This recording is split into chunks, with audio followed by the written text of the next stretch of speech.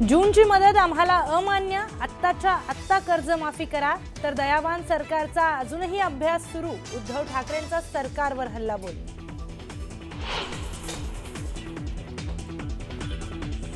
उद्धव ठाकरे पहिल्यांदा बाहेर पडले याचा आनंद, मात्र ते टोमणे मारण्यापलीकडे काही करत नाहीत. मुख्यमंत्री देवेंद्र फडणवीसांचा ठाकरेंच्या मराठवाडा दौऱ्यावरून टोला.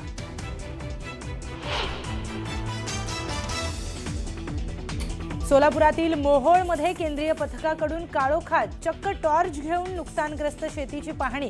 रात्री केलेल्या पाहणीमध्ये काय दिसलं याबाबत प्रश्नचिन्ह. मनसेसोबत न जाण्यावर काँग्रेस नेते ठाम. इंडिया आघाडीतील पक्षांसोबतच आघाडी करणार, सूत्रांची माहिती. दिल्ली हायकमांडला निर्णय पोहोचवणार असल्याचंही आलं समोर.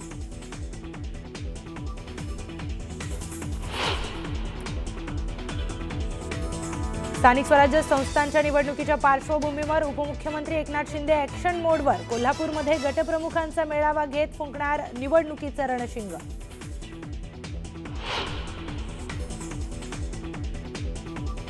वडाळा डेपोतून जाणाऱ्या मोनोरेल पडली बंद. तांत्रिक बिघाडामुळे मोनोरेल बंद पडल्याची माहिती.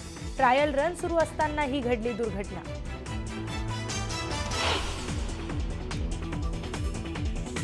गजा मारणे टोळीतल्या कुख्यात गुंडाला बेड्या. सुनील बनसोडेला वारजे माळवाडी भागातून अटक. बनसोडेवर मकोकासह अनेक गंभीर गुन्ह्यांची नोंद.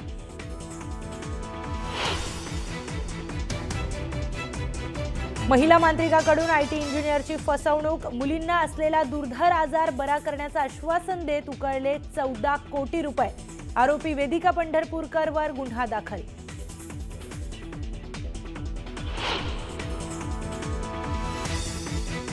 नागपूरच्या उमरखेडमध्ये 2 पार्थिवांच्या अस्थींची चोरी. स्मशानभूमीतून होणाऱ्या अस्थींच्या चोरीमागे जादू उठवण्याचा संशय.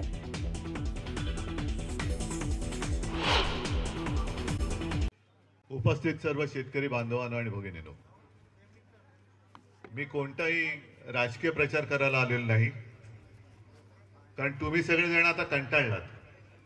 दरवेळेला निवडणुका आले का आम्ही सगळे राजकीय नेते येतो आणि तुमच्या कोपऱ्याला गुळ लावून जातो. तुम्ही सुद्धा एवढे भोळे भाबडे की स्वप्न दाखवलं की त्याला बळी पडता आणि आपलं आयुष्य कोणाला तरी देऊन टाकता. मराठवाड्यावरती आणि एकूणच महाराष्ट्रावरती या गेल्या वर्षभरात आपत्ती मागून आपत्ती कोसळते. पाऊस थांबायचं नावच घेत नाहीये. म्हणजे असं वाटायला लागलंय की हा पाऊस आता थांबणारच नाहीये, सलग म्हणजे आपली पाठच सोडत नाहीये. कधी नव्हे तेवढं मोठं संकट या मराठवाड्याने अनुभवलं. मला नाही वाटत एवढी आपत्ती यापूर्वी कधी मराठवाड्यावरती कोसळली असेल. कारण साधारणतः आपला मराठवाडा हा अवर्षणग्रस्त असतो. एवढा पाऊस कधी, जे अनेक ज्येष्ठ शेतकरी आहेत त्यांनी सांगितलं की त्यांच्या आयुष्यात कधी पाहिला नव्हता. मी त्याही वेळेला आलो होतो.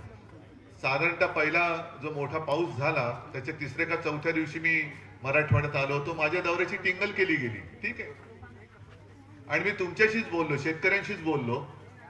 आणि शेतकऱ्याची जी मागणी होती ती आज परत तुमच्या समोर बोलते, ती योग्य आहे का अयोग्य आहे मला सांगायचं. एक तर हेक्टरी 50,000 रुपये हे शेतकऱ्याला मिळाले पाहिजेत, ही शेतकऱ्यांची मागणी जी मी लावून धरलेली आहे. बरोबर आहे का चूक आहे? आणि जे थकीत कर्ज आहे, कर्ज फेडणार कसं तुम्ही आता? कारण हातातलं सगळं पीक तर गेलंच. खरीप गेला तर रब्बी सुद्धा कसा घेणार, कारण जमीनच खरडून गेलेली आहे. मग आपलं दयावान सरकार, त्यांचा अभ्यास चालू आहे. मी मुख्यमंत्री होतो, मी माझं काय मोठेपण नाही सांगायला आलो, मी माझं कर्तव्य केलं होतं. कारण मला असं वाटलं की कधी नाही ती एक संधी अनपेक्षितपणे मी मुख्यमंत्री झालो होतो. कोणी मागण्याची वाट नाही बघितली मी, ना कोणती समिती नेमली. कोण आलं होतं माझ्याकडे मागायला कर्जमुक्ती? कोणीच नव्हतं. पण मी माझं कर्तव्य म्हणून केलं होतं. मग आता हे जे काय अभ्यास करतायत, माझं म्हणणं असं आहे की त्यावेळेला मी कर्जमुक्ती करून दाखवली होती ना, मिळाली होती की नव्हती तुम्हाला? सगळी माहिती तिकडे गोळा केलेली आहे ना. मी काय घरी नाही घेऊन गेलो ती माहिती. सगळ्या शेतकऱ्यांची सर्कल निहाय माहिती सरकार दरबारी जमा आहे. मी जी काही यंत्रणा लावली होती ती यंत्रणा सुद्धा सरकारी यंत्रणा होती. मी काय खैरे साहेब अंबादास आणि आपले सगळे लोकांनी घेऊन नव्हतं पाठवले पैसे घेऊन. सरकारी यंत्रणा वापरली. ती सरकारी यंत्रणा सुद्धा सरकारकडे आहे. महात्मा फुले यांच्या नावाने आपण शेतकरी कर्जमुक्त योजना राबवली होती. तिची संपूर्ण माहिती ही सरकार दरबारी आहे. अभ्यास कसला करताय? परदेशी समिती नेमली. ही कोण परदेशी? म्हणजे आपले प्रवीण परदेशी माहिती आहेत, पण मुद्दामरी म्हणते परदेशी समिती येणार आणि माझ्या स्वदेशीची माहिती घेणार. कसला अभ्यास करणार? मग मधल्या काळामध्ये जरा शेतकरी एकवटला होता असं वाटलं होतं गेल्या आठवड्यात. मला वाटलं काहीतरी होईल, पण परत एकदा मुख्यमंत्र्यांनी कोपऱ्याला गुळ लावला. कधीची तारीख दिली आता? 30 जून. आज महिना काय सुरू झाला? पहिलं कर्ज फेडलेत. फेडण्याची ताकद आहे. जमीन खरडून गेले, त्याच्यामध्ये माती मिळाली. बरं, मला एक खरोखर सांगा, मी याच्यात परत सांगतो, राजकारण करायला आलो नाही. जे काही पॅकेज जे अर्धवट आहे म्हणजे नाहीच आहे पॅकेज, ही थट्टा आहे. कारण आता येताना 2-3 दिवस ज्या बातम्या येत आहेत, पीक विम्याचे पैसे किती लोकांना मिळाले हात वर करून सांगा.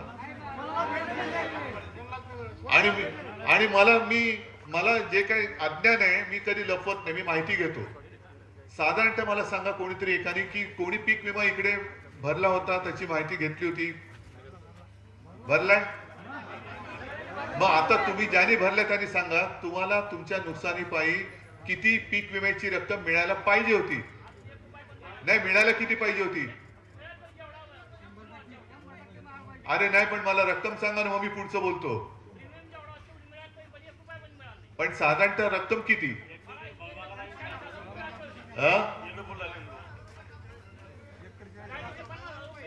40 ते 50 हजार रुपये एकरी का हेक्टरी?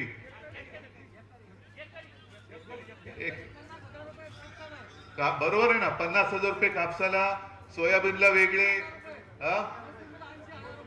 मोसंबीला 80 हजार रुपये. अरे पण तुम्ही बघा, मी काय बोलतो नीट लक्षात घ्या. तुम्ही खोटं बोलताय. का बोललो? कारण पीक विम्याचे पैसे मिळायला लागले. अरे अकोल्यात मिळाले. किती मिळाले माहितीये? 2 रुपये, 30 रुपये. पालघर जिल्ह्यामध्ये, तिकडे ठाणे जिल्ह्यामध्ये 2 रुपये 30 पैसे मिळाले ना तुम्हाला. अरे काय हे थट्टा ही भाई, शेतकऱ्याची थट्टा चालली. आणि मुख्यमंत्र्यांना सांगितलं, मुख्यमंत्री म्हणतायत की आता जर का मी कर्जमाफी केली,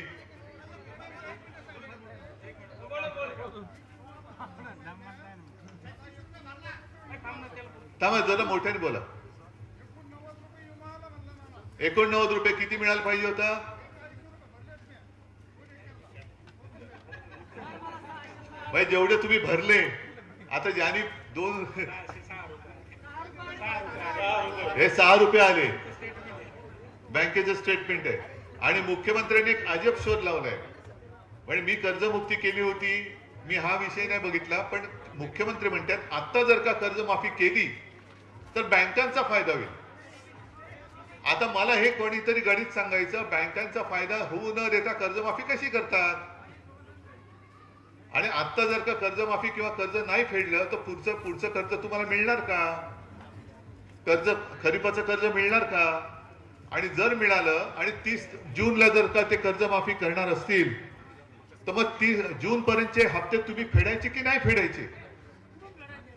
नाही फेडणार कशा झालाच, पण जर जून मध्ये कर्ज माफच होणार असेल तर आता हप्ते भरायचे की नाही भरायचे हे मुख्यमंत्र्यांनी सांगायचं. आणि भरायचे असतील तर कुठून भरायचे? कारण ज्याची जमीनच वाहून गेले तो पहिलं माती मागतोय. कर्जाच्या आधी हे सगळे घेऊन ठेवा. एक कर्ज फेडायच्या आधी आम्हाला पहिलं कर्ज माफी करण्याच्या आधी पहिली माती तर द्या, मग पुढचं कर्ज द्या. आणि म्हणून मी तुम्हाला विचारायला आलेलो आहे. हा विषय मी काही सोडणार नाहीये. मी तुम्हाला न्याय मिळेपर्यंत तुमच्या सोबत राहणार. फक्त एक लक्षात घ्या, आता केंद्रीय पथक आपल्या बरोबरीने फिरते. तुमच्याकडे येऊन गेलं? येईल कदाचित. आज पेपरमध्ये मुंबईतून निघताना फोटो पाहिला, रात्रीचे टॉर्च मारून पाहणी करतायत. आता केंद्राचं पथक आले, मग हे केंद्राचं पथक जाणार, त्याच्यानंतर अहवाल देणार आणि जिल्हा परिषद निवडणूक होतील तेव्हा आपले दयावान पंतप्रधान हे परत तुमच्या कोपऱ्याला गोळ लावणार, मोठं पॅकेज काहीतरी जाहीर करतील. पण आत्ताचं जे केलंय, दिवाळीच्या आत आम्ही पैसे देऊ बोलले होते ना.